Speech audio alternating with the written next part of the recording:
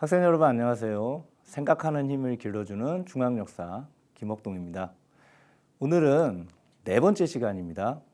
고조선과 여러 나라들의 성장이라는 제목으로 지난 시간에 우리 고조선 배웠는데요. 고조선이 또 어떻게 변해가는지 발전 과정하고요. 그 다음에 고조선 이후에 한반도에 여러 가지 나라들이 등장해요. 그 나라들의 특징을 함께 살펴보도록 하겠습니다. 자, 오늘 배울 내용 한번 정리해 보면요. 유만조선의 성립과 멸망 과정. 조선이 약간 중간에 뭔가 변화가 있었던 것 같죠? 제목이 좀 변했습니다. 다음에 고조선의 통치 제도와 사회 모습. 그리고 철기 문화를 바탕으로 만주와 한반도에 등장한 여러 초기 국가들의 공통점과 차이점을 한번 살펴보도록 하겠습니다. 분량이 오늘 좀 많을 것 같은데요. 자, 먼저 고조선부터 한번 공부를 해보도록 하죠. 자, 고조선에 어떤 변화가 생기냐? 일단 중국에 혼란이 생깁니다. 중국의 혼란, 이 어떤 혼란인지 선생님이 얘기를 할게요. 자, 이 혼란한 와중에 자, 위만이라는 사람이 한반도로 들어와요.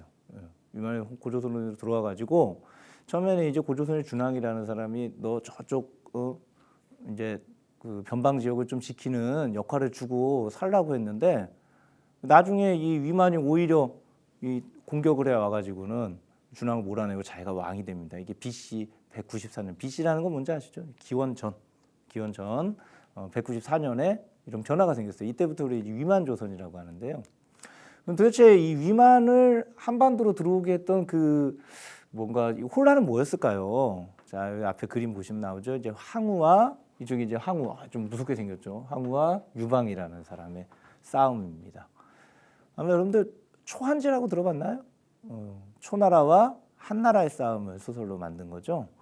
이 진나라가 멸망한 다음에 중국 남쪽의 초나라의 항우와 한나라의 유방이 중국의 패권을 놓고 격돌하게 됩니다. 두 영웅이 싸우게 되는데 아주 흥미진진한 이야기가 전개가 되죠. 결과적으로 누가 이기나요? 그렇죠. 유방이 이깁니다. 유방이 승리하고요. 처음에는 항우의 힘이 더 셌는데요. 유방이 결국 승리하고 역전에 성공을 하고요. 한나라라는 이름으로 중국을 통일하게 되고 오랫동안 지속이 됐죠. 자, 이 초나라와 한나라의 싸움은 여러분들 지금 장기판인데요. 이 장기라는 그 게임에도 남아 있죠. 지금 이쪽에 이제 이 초록색으로 돼 있는 요 궁에 보면은 한자로 초라고 써져 있어요. 그리고 이쪽에 이제 이 빨간색은 한이라고 써져 있죠. 한나라 한자입니다. 장기판의 기원이 되기도 하는 이야기가 바로 이 초한지인데요. 이때 위만이 혼란하니까 그 틈에 이제 이 변란의 와중에 한반도로 들어온 거예요. 그래서 사실은 왕위를 바꿔버린 거죠. 이때부터 우리가 이제 위만조선이라고 부르게 된 겁니다. 뭐 어떤 사람은 이런 질문을 하게 돼요. 그러면 아이고 뭐 중국에서 온 사람이 위만이 나라를 뺏었으니까 이제 조선은 우리나라도 아니네. 중국이 지배한 거네 이렇게 생각할 수도 있는데요. 거기에 대해서는 좀 다른 해석을 많이 해요. 왜냐하면 위만이라는 사람이 어떤 사람이었냐라는 것을 이제 그때 당시 기록을 이렇게 우리가 보면 조선인 우리 이 한반도에 살고 있는 조선인과 같은 어떤 복장, 당시 중국의 입장에서는 그걸 뭐라고 표현했냐 오랑캐 복장이라고 했는데 그런 모습을 하고 있었다는 기록이라든가 위만이 왕이 된 다음에 이 조선이라는 나라를 하나도 바꾸질 않아요. 그 통치 체제라든가 수도라든가 이런 것들을 그대로 유지했던 것은 아마도 이 위만이 중국인은 아니지 않았을까 이렇게 보고 있거든요. 그래서 우리는 하여튼 위만은 고조선을 그대로 이어받았다고 보는 겁니다. 나라를 바꾸지 않았어요. 다른 나라로. 그래서 우리 위만조선은 고조선의 연장선에서 우리가 보고 있어요. 위만조선이 그러면 이렇게 승승장구 성장할 수 있었던 배경이 있는데요. 첫 번째는 뭐냐면요. 철기를 사용할 줄 알았어요. 위만이 왜 들어와서 주변 민족들을 정복하면서 이 패권을 차지할 수 있었냐면요. 철기를 한반도로 가지고 들어온 사람이 위만이었어요. 그래서 위만조선을 계기로 해서 한반도의 철기 문화가 수용이 되게 되는 겁니다. 또요.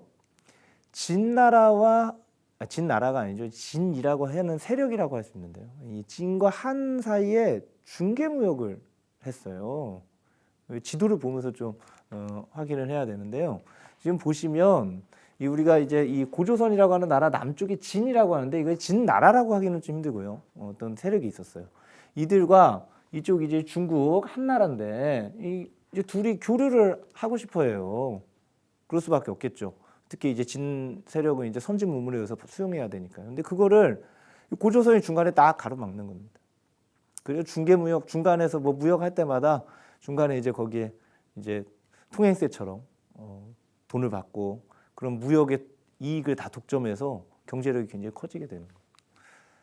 자, 어떨까요? 이 진나라도 물론 이 진도 이제 좀 별로 위만이 마음에 안 들었겠지만 힘이 없었으니까. 근데 한나라 입장에서는 고조선 위만조선이 조금 눈에 가시처럼 보였을 거 아니에요. 예, 결국 한무제라고 하는 황제가 이제 침입을 해옵니다. 한무제는요, 중국의 역사에서 가장 훌륭한 그 황제들을 몇 명 꼽아보라 그러면 그 중에 한 사람이 들어가는 사람이 한나라의 무제예요. 그만큼 아주 훌륭했고, 이 무제 때 한나라의 국력이 아주 강했기 때문에 주변 민족들을 많이 정복했어요. 흉노족이라든가. 이때 이제 한무제가 침입합니다. 결국 한 1년 정도를 버티는데요, 고조선이. 결국은 이 수도인 한검성이 BC 108년에 함락당하면서요, 멸망하고 맙니다. 우리 민족 최초의 국가 고조선이 이렇게 멸망하게 말이죠.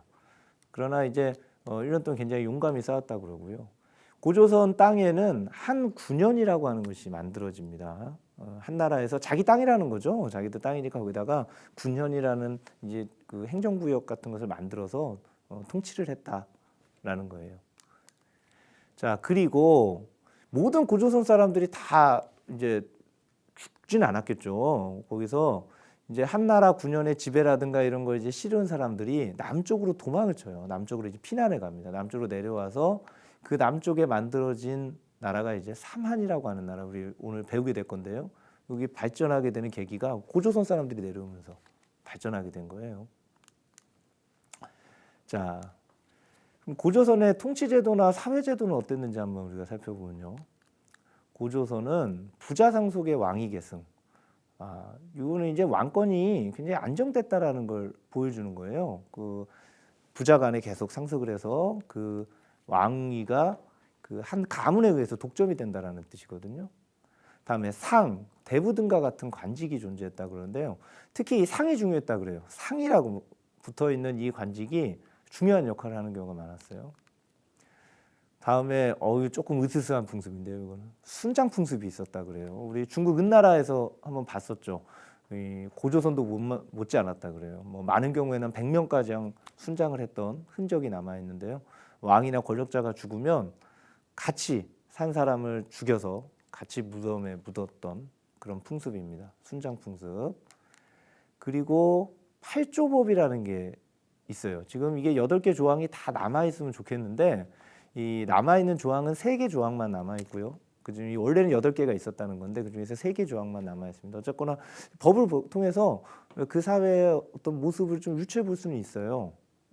자, 한번 보죠. 자, 이 그림을 좀 크게 봐야 돼서 이렇게 했는데 이게 강상무덤이라고 하는 고조선의 무덤인데요. 무덤에 지금 여기 이렇게 네모진 부분에 네모칸 안에 이 숫자가 써져 있죠. 이게 순장 한 사람들의 이 위치를 숫자로 지금 표현한 거예요. 그렇죠? 지금 20 뭐 몇 번까지 쭉 나오죠. 다 이렇게 순장한 흔적이 남아 있고요. 자, 이 팔조법을 통해서 그러면 우리는 고조선 사회를 얼마나 알 수 있느냐? 3개 조항밖에 안 되지만 한번 살펴보죠. 사람을 죽인 자는 사형에 처한대요. 이게 뽀르미아까. 그것은 생명과 노동력을 중요시했다라는 거예요. 자, 한때는 이제 이게 뭐 인간 존중의 사상을 보여주는 게 아니냐라고 해석하기도 했는데 사실 그것보다는 이게 전통 사회일수록 노동력의 가치가 가장 중요해요. 그래서 노동력을 중요시하는 쪽을 좀 더 강조한 것이 아니냐라고 보는 게 요즘은 더 강합니다. 남에게 상처를 입힌 자는 곡물로 갚는다. 자, 보세요. 곡물로 갚는다 그랬어요. 내가 잘못한 것에 대해서 내가 곡물을 내 가지고 갚는다는 거예요. 그 얘기는 무슨 얘기냐면 나에게 나의 재산이 존재한다라는 거죠. 나만의 내 것의 재산이 존재하지 않다면 어떻게 내가 곡물을 갚을 수가 있겠어요. 그렇죠? 그래서 고조선 사회에 이미 사유재산이 존재하는 사회였구나. 이렇게 우리가 추측할 수 있다는 거죠.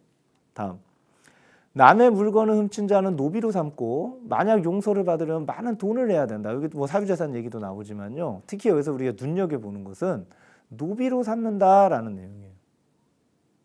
자, 고조선 사회는 이미 노비제도와 같은 계급, 신분 제도가 출현했다라는 걸 알 수가 있습니다.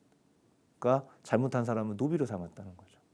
이렇게 남아있는 기록을 가지고 우리는 그 사회의 몇 가지 특징들을 찾아볼 수가 있어요. 자, 이제 고조선은 여기까지 하고요. 이제 고조선 멸망 이후에 한반도와 만주에 여러 나라들이 생긴다. 우리는 이제 이런 나라들을 통칭해서 초기 국가라는 표현을 많이 쓰는데요. 그 나라들에 대해서 한번 살펴보겠습니다. 먼저 이 나라들에 대해서 살펴볼 때 여러분들이 가장 주의해야 될 건 뭐냐면요. 가장 먼저 이 지도부터 보셔야 돼요. 이 지도를 보고 이 북쪽에 이제 부여부터 쫙 차례대로요. 지도상의 위치를 알고 공부를 해야 됩니다. 지도상의 위치를 모르는 상태에서 공부를 하면은 공부를 해도 나중에 이제 이 정확하게 자리를 잡지를 못해요. 일단 지도를 보고 여러분들이 어디에 어떤 나라들이 존재하는지를 파악을 한 다음에 한 나라씩 살펴보더라고요. 순서는 북쪽부터 쭉 내려올게요. 제일 위에 북쪽에 어떤 나라가 있어요? 그렇죠. 부여가 있습니다. 자, 부여부터 한번 살펴보도록 하죠. 부여의 정치를 보면 오부족 연맹체였다. 5개의 부족이 연맹을 해서 나라를 왕권이 특히 초기에는 굉장히 약했다 그래요. 대표적인 예가 뭐냐면요. 흉년이 들면 왕을 죽였대요. 무섭죠. 왕할 일이 아니겠죠. 흉년이 들어서 농사가 안 되면 왕을 죽일 정도로 이 왕의 권력이 그렇게 강하지 못했다는 거죠. 자, 특히 이 부여의 오부족 얘기할 때 이제 마가, 우가, 저가, 구가 이렇게 나오는데요. 이름이 좀 특이하죠. 뭘 의미하는가 하면요. 자, 보세요. 마가 말입니다. 말. 우가 소죠. 소가 트림하고 있네요. 소를 많이 키우는데 왜 소고기 먹으려고 소 많이 키우면 이게 지구 온난화의 원인이 된다 그러죠. 돼지, 그죠? 저가 돼지 저자예요. 구가 강아지들이 아주 귀여운데 개입니다. 자, 그러니까 특이하네요. 오부족인데 오부족의 명칭이 뭘로 이루어져 있어요? 그렇죠. 가축들로 이루어져 있어요. 뭔가 이것도 좀 힌트가 되는 것 같죠? 부여 사회를 이해하는데 특별히 부족의 명칭을 정하는데 가축으로 명칭을 정했다는 거예요. 자, 그럼 경제를 보세요. 밭농사 만주에 있죠. 논농사는 힘들어요. 거기 추워서 목축이 중요했다는 거예요. 그래서 부족의 명칭이 어떻게 된다? 짐승들, 가축의 명칭이 나오는 거죠. 제천행사 연고라고 나오는데요. 제천행사 선생님이 자세한 걸 알려드릴 수는 없는데 나라마다 있어요. 제천행사가. 그리고 그 이름이 다 다릅니다. 이름을 암기하셔야 돼요. 각 나라마다 어떤 제천행사가 있었는지. 부여는 연고입니다. 자, 풍속이 나라마다 참 독특한 풍속들이 많이 나와요. 지금 우리가 보면 이해하기 어려운 것도 있는데 한번 볼까요? 자, 순장풍습이 있어요. 고조선처럼 부여에서도 권력자가 죽으면 같이 죽여서 묻었다는 거죠. 소 발굽으로 점을 쳐서 나라의 중요한 일을 결정했대요. 소 발굽을 이렇게 잘라가지고 그 모양을 보고 결정했다고 합니다. 형사취수제, 이게 굉장히 문제가 되는 이 풍습인데요. 자, 보세요. 형사취수제라는 게 무슨 뜻이냐? 형이 죽으면 취수라는 형수를 아내로 삼는다, 이런 아주 민망한 제도죠. 형이 죽었는데 동생이 형수를 자기 아내로 삼는 풍습이 있었다는 거예요. 도대체 왜 이런 풍습이 있었을까? 여러 가지로 이제 해석은 가능합니다. 근데 주로 이 형사취수제의 풍습은 유목민족들이 가지고 있던 풍습이에요. 아무래도 부여나 고구려 같은 나라는 만주에 있었기 때문에 유목민들의 풍습이 많이 남아 있었던 것 같아요. 영향이 서로 있었던 것 같아요. 그래서 이 형이 죽으면 형수를 아내로 삼는 이유는 유목사회에서는 사실은 여성이 독립된 경제활동의 주체가 될 수가 없어요. 농경사회도 여자 혼자 사는 건 힘들었겠지만 이 유목사회는 더 심합니다. 그래서 사실상 형이 죽고 남자가 없는 여자가 미망인이 혼자서 생활을 할 수 있는 방편이 사실 없어요. 또 이 여자가 다른 남자에게 그 시집을 가게 되면 이들이 가지고 있던 원래 이 재산이라든가 이런 것들이 전부 다 그 다른 집안 소속이 되는 거예요. 그래서 이 여자들을 구제한다는 측면과 그 가문의 소유 재산을 지킨다는 측면, 이런 게 이제 같이 합쳐진 것이 아닌가 이렇게 보고 있습니다. 조금 복잡한 얘기인데요. 하여튼 이런 특이한 제도가 있었다는 거 우리가 좀 한번 알아둘 필요가 있고요. 법률이 굉장히 엄격했대요. 12배입니다. 훔치면 12배로 갚게 하고, 그죠? 한 대 때리면 12대 맞고 이렇게 했겠죠. 그러니까 12배니까 상당히 엄하죠. 법률 엄하다는 것도 좀 알아두도록 하죠. 자, 특징은 연맹왕국 단계. 그러니까 즉 뭐 어렵게 생각하실 필요 없어요. 아까 처음에 나왔던 이 부족 연맹체, 왕권이 아직은 강하지 않은 그 단계에서 이제 시간이 더 지나면 이렇게 발전을 하면 우리는 왕권 중앙집권 국가가 되는데 부여는 되지 못하고 망했어요. 고구려에 의해 가지고 망했습니다. 고구려 병합을 했습니다. 그거 내용 특징으로 알아두기 바랍니다. 자, 고구려예요. 고구려. 자, 고구려의 정치는 마찬가지네요. 똑같이 오부족 연맹체입니다. 오부족 연맹체. 그러니까 고구려도 처음에는 연맹체로 시작이 된 거예요. 나중에 가면 이제 중앙집권 국가가 되는 거죠. 자, 경제가 좀 특이한데요. 고구려는 평야가 부족했다 그래요. 처음에 이 졸본이라고 하는 지역에서 나라를 세웠는데 여기가 이제 산지가 많고 평야가 부족하니까 먹을 게 부족하니까 일찍부터 남의 걸 뺏어 먹었어요. 사실 이게 참 이게 중국 측의 기록에 의하면 그래서 고구려 사람들을 굉장히 나쁘게 그리고 있어요. 고구려 사람 되게 못됐다. 이제 주변 민족 입장에서는 그렇겠죠. 우리 고구려 하면 이제 굉장히 용맹하고 싸움 잘하는 민족으로 우리가 알고 있는데 나라로 알고 있는데 그 중에 이유 중에 하나가 초기부터 먹을 게 부족해서 정복 주변 지역을 정벌하고 거기서 약탈을 해가지고 먹고 살았다는 거죠. 집집마다 창고가 있었다 그래요. 이게 이제 고구려 경제의 특징입니다. 제천 행사 동맹이라고 있었어요. 아까 부여는 영고, 고구려는 동맹이네요. 자, 풍속을 볼까요? 형사취수제 부여랑 똑같아요. 똑같은 풍습입니다. 역시 유목민족의 풍습이고요. 서옥제라는 독특한 제도가 존재해요. 역시 말이 어려워서 여러분들이 이 제목만 보고서는 도대체 무슨 제도인가 알 수가 없어요. 결혼제도인데요. 자, 보세요. 서옥이라는 게 뭐냐면요. 이 서자는 이 사위라는 뜻이에요. 사위. 딸의 남편이죠. 이 딸의 남편. 서옥은 집의 집, 양옥집, 한옥집 할 때 집이에요. 그러니까 사위의 집 제도가 되는 거죠. 좀 예측이 되나요? 자, 결혼을 해요. 결혼을 하면 이 처갓집에서 자기 딸하고 자기 사위하고 살 집을 지어준다는 거예요. 집이 아니라 일종의 이제 방이죠. 방을 줘서 사위하고 딸이 집에 들어와서 산다라는 거예요. 쉽게 얘기해서 처가살이를 하는 겁니다. 처갓집에서 사는 거예요. 보통 아이들이 장성하기 전까지는 처갓집에서 사는 게 일반적 풍습이었다 그래요. 그래요. 우리나라 사람들은 원래 남자 집에서 사는 거다 이렇게 생각할지 모르겠는데요. 고구려에서는 그렇지 않았다는 겁니다. 반대였다는 거예요. 처갓집에서 사는 제도가 있었어요. 자, 시조신을 숭배하는 풍습이 있었는데요. 시조신은 당연히 고구려 세운 사람은 유명한 주몽, 유하 부인, 그죠? 원래 이제 부여 사람이죠. 부여에서 태어나서 이제 주몽이 도망을 치는 그런 내용이 나오죠. 자, 특징은 한나라의 군현을 공격하면서 요동으로 진출해 나갔다는 거예요. 한나라 군현? 이게 뭐죠? 좀 전에 배운 거. 한나라가 고조선을 멸망시키고 그 땅에다가 세운 한나라의 군현을 고구려 사람들이 몰아내면서 성장한 거예요. 나중에는 고구려 사람들이 이 한 군현을 다 몰아내고 한반도 북부와 만주를 점령하게 되는 거죠. 자, 근데 요동이라고 하니까요. 여러분들 이 요동, 요서 뭐 이런 명칭은 역사 공부를 하면서 늘 굉장히 자주 나오는 명칭이거든요. 한번 나왔을 때 무슨 의미인지 한번 정확히 이제 파악하고 지금 넘어가도록 하죠. 자, 여기 보면 이 빨간색으로 선생님 표시했는데 이 강이 하나 흐릅니다. 이 강이 요하라는 강이에요. 요하. 중국 발음으로는 랴후어 강이라고도 하는데요. 그냥 한자로 읽으면 요하. 한자로 읽는 게 편해요. 왜냐하면 서요동이 여기서 나왔기 때문이죠. 요하. 이게 요하라고 해야 됩니다. 요하강 하면 안 돼요. 하가 강하자니까요. 우리말로 하면 요강인 거죠. 요강. 요강이 있고요. 이 요강의 동쪽은 요동이 되는 거고 요강의 서쪽이 요하의 서쪽이 요서가 되는 거예요. 우리 간단하죠. 이름 뜻만 알면은 앞으로 공부할 때마다 자주 나올 거예요. 요서다, 요서다, 요동이다 이렇게 나오면요. 요서는 여기구나.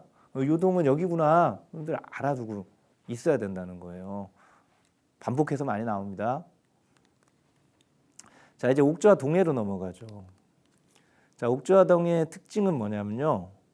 우리 방금 배웠던 고구려하고 부여는 어땠어요? 연맹을 만들었다 그랬죠. 연맹을 만들고 왕권은 약했지 몰라도 연맹을 만들었다 그랬죠. 근데 옥저하고 동해는요, 그거보다 좀 더 낮은 단계예요. 군장들이 있는데 이 부족장이라고 그러는데 생각하면 돼요. 부족장이 있는데 아직 연맹도 만들어지지 않은 거예요. 각자 자기 지역을 통치하는 거예요. 그 군장들을 부르는 이름이 지방마다 부르는 이름이 달라요. 지금도 우리나라에 사투리 있는 것처럼 지역마다 부르는 이름이 달랐어요. 그래서 옥저나 동해에서는 이 사람들을 이제 읍군이나 삼노라고 불렀던 거예요. 왕은 없습니다, 아직. 자, 경제의 특징을 보면요. 옥저는 해산물이 풍부했다 그러고요. 동해는 활은 다 알죠. 과하마가, 또 이거 과하마가 뭔지 모르겠네요. 그죠? 과하마, 과일인가? 자, 과는 과실나무 할 때 과자입니다. 하는 아래 하자고요. 마는 말입니다. 무슨 뜻이냐면요. 말을 타고요. 과일나무 밑을 말을 탄 상태로 그냥 지나갈 수 있는 말이에요. 그러니까 말이 키가 큰 말이라는 얘기예요. 키가 조그만 쇼다리 말이라는. 그렇죠. 말이 키가 작다는 얘기예요. 그래서 그런 말이 이 동해 지방에서 나는데 이 말이 굉장히 우수했다 그래요. 그래서 굉장히 특산물로 유명했다고 합니다. 제천 행사 옥저는 기록이 남아 있는 게 없고요. 무천은 동해의 제천 행사를 무천이라고 합니다. 자, 풍속을 보면요. 옥저에는 독특한 풍습이 가족 공동 무덤 제도가 있었어요. 가족이 그러면 한꺼번에 다 죽나요? 같이 땅에다 묻게? 불가능하겠죠. 어떻게 하냐면요. 묻어요. 일단 돌아가시면 묻었다가 이 시간이 오래되면 어떻게 되죠? 살은 다 썩고 뼈만 남죠. 그러면 그때 이제 다시 파냅니다. 다시 파내가지고 그 뼈만 추려가지고 항아리 같은 데도 이제 담아놔요. 그리고 나중에 이제 돌아가신 사람이 또 있으면 또 똑같이 해서 한 항아리에다 같이 모았어요. 그래서 가족 공동 무덤 제도, 이제 어려말로는 이제 한자로는 골장제라고도 하는데요. 이런 풍습이 있었고요. 민며느리 제도라는 것도 있었는데요. 이거는 고구려하고 좀 반대라고 생각하면 되는 거예요. 이제 결혼을 하는데 결혼할 상대를 일찍 정해요. 옛날에는 뭐 요즘처럼 누가 뭐 사랑하는 사람하고 결혼하고 이런 게 없었어요. 그냥 결혼 상대자는 부모님이 어렸을 때 정하는 거예요. 너 누구네 집 순이하고 결혼해라. 그러면 순이를 어릴 때 집에 데리고 옵니다. 그냥 6살, 7살 데리고 와서 이 남자 집에서 얘를 키워요. 키우면서 집에서 일도 하고 키우다가 이제 시집갈 나이가 되면 여자 아이를 여자 집으로 다시 보내요. 잠깐 보냈다가 남자 집으로 와가지고 결혼을 합니다. 근데 할 때 돈을 내야 돼요. 돈을. 이게 아마 그 더 옛날 이 여자들을 돈을 주고 사서 결혼했던 어떤 그런 풍습의 흔적이 남아 있는 게 아닌가 이렇게 보고 있습니다. 자, 동해에도 이제 조개혼이라는 게 있었네요. 자기 부족이 아닌 다른 부족 사람과 결혼을 시키는 제도였고요. 책화라는 제도, 이거 아주 주의해서 봐주세요. 이게 굉장히 재밌는 제도인데요. 자, 이거 뭐랑 똑같냐면요. 여러분들은 아마 경험이 있을지 모르겠는데요. 선생님이 어렸을 때는 이런 책상에서 공부를 했어요. 이 초등학교 다닐 때. 고등학교 때부터 이런 책상이 아닌데 초등학교 다닐 때는 꼭 이렇게 두 사람이 하나를 사용하는데요. 이 남자아이하고 여자아이하고 이제 짝꿍을 지어주면 이상하게 이렇게 싸워요. 싸우면서 어떻게 싸우냐. 지금 여기 보는 것처럼 여기 그 줄을 쭉 거놨죠. 여기 넘어오면 안 된다는 거예요. 넘어오면 다 내 거. 지우개 넘어오면 가져가고 막 공책 넘어와도 막 책 자르고 막 손가락 넘어왔다고 손가락 자른다고 덤비고 막 그랬단 말이죠. 이거랑 비슷한 거예요. 이 마을마다 구역이 있어요. 자기 부족의 구역인 거죠. 여기를 허락을 안 받고 남의 동네에 가면 안 돼요. 그럼 큰일 나요. 그러면 뭐 큰 변상도 해줘야 되고 벌을 받았어요. 이런 걸 책화라고 합니다. 아마 부족 단위로 살던 풍습이 오랫동안 남아 있어서 그런 풍습이 남지 않았을까? 그렇게 보고 있어요. 자, 다음 특징은 지리적인 위치가 선진 문화의 수용이 굉장히 어려웠어요. 그리고 고구려의 압력 때문에 사실 이 나라들은 크질 못합니다. 크질 못하고 중간에 이제 결국 고구려에게 다 복속이 되고 마는데요. 자, 보세요. 지도상의 위치를 보면 여기 있는데 중국에서 이제 사실은 선진문물이 그때는 다 들어왔는데 고구려에 막혀 있죠. 고구려 등살에 사실 크지 못하고 그냥 작아져 버린 그런 나라죠. 마지막 사만입니다. 자, 사만도 역시 공부할 때는 사만의 위치를 여러분들 꼭 알아둬야 돼요. 순서대로 기억하세요. 마한, 변한, 진한. 선생님은 그 교과서는 보통 마한, 진한, 변한 이렇게 써 나오는데 선생님 항상 학생들한테 이렇게 얘기해요. 마한, 변한, 진한 이렇게 입에다가 익혀라. 그래야 순서대로 까먹지 않는다. 왼쪽부터 마, 변, 진 이렇게 여러분들 기억을 하시기 바랍니다. 자, 정치는 신지읍차라는 군장이 있었는데요. 목지국이라는 곳의 왕이 사만 전체를 주도했다 그래요. 경제는 일부 지역에서는 벼농사가 시작됐고, 그렇죠. 아무래도 남쪽이다 보니까 농사가 빨라요, 이쪽이. 그리고 변환의 철의 수출, 이거 꼭 기억해야 됩니다. 변환의 특산물이에요. 철이 아주 질 좋은 철이 많이 나왔어요. 다음 제천 행사는 2개가 나옵니다. 5월에는 단오, 10월 달에 계절제까지. 제천 행사도 2개나 있고 아무래도 농경이 발달했다는 것을 보여주는 거죠. 자, 풍속은 소도와 청군. 이 소도와 청군에 대해서는 뒤에 좀 더 자세히 설명할게요. 자, 재정 분리 사회였다는 거예요. 제사장과 정치적 지배자가 달랐다는 거죠. 신지읍차하고 청군이 분리되어 있다는 거 굉장히 중요한 사실입니다. 시험에도 잘 나오고요. 꼭 알아두세요. 특징, 마하는 백제가, 변하는 가야가, 진하는 신라가 된 거죠. 자, 그러면 소도라는 이야기는 뭘 보여주느냐? 소도 이야기를 한번 좀 해보죠. 나라의 읍들이 각기 한 사람씩을 세워 천신에게 제사 지내는 것을 주관하게 했다. 이름을 청군이라 하였다. 제사장이네요. 나라마다 소도라는 벼룹이 있어 큰 나무를 세우고 방울과 북을 달아 귀신을 섬긴다. 도둑질을 하고 도망가는 사람이 있는데 잡을 수가 없었다는 거예요. 소도라는 지역은 청군의 허락을 받지 않으면 아무도 들어갈 수 없었다. 마음대로. 이건 뭘 의미하느냐? 어떤 학자들에 따라서 좀 다르긴 하지만 대체로 이것을 토착 세력과 이주 세력의 정치적 타협으로 보는 경향도 있어요. 지금 무슨 얘기냐면요. 보통 이 나라들이 만들어질 때 그 지역에 있던 원래 있던 토착 세력에다가 이주 세력이 같이 와가지고 권력을 잡는 경우가 많은데요. 이주 세력이 완전히 권력을 다 잡지 못한 경우 원래 있던 토착 세력에게 일정한 그 지배 권력을 주게 되는 거죠. 그게 바로 청군이었을 가능성이 높다는 거예요. 그래서 청군은 제사장이면서 독립된 세력을 가지고 있었던 거죠. 그래서 사만사회는 우리는 독특하게 재정 분리사회라고 보는 겁니다. 자, 오늘 배운 내용 한번 정리해보죠. 위만조선의 성립과 발전, 멸망 과정 우리 공부했습니다. 한 나라에게 멸망했죠. 중개무역하다가 대립했다는 거 기억하세요. 팔조법을 통해서 고조선이 어떤 사회였는지 유추해 볼 수 있었고요. 초기 여러 나라들의 공통점과 차이점을 살펴봤어요. 너무 많아가지고 선생님이 다시 다 얘기해 줄 수는 없는데요. 보면 공통점이 있어요. 제천 행사가 나온다든가 정치 체제 이런 것들을 같이 묶어서 여러분들이 기억을 하고요. 각 나라의 특징들은 각각 기억을 하시기 바랍니다. 자, 오늘은 여기까지 하겠습니다.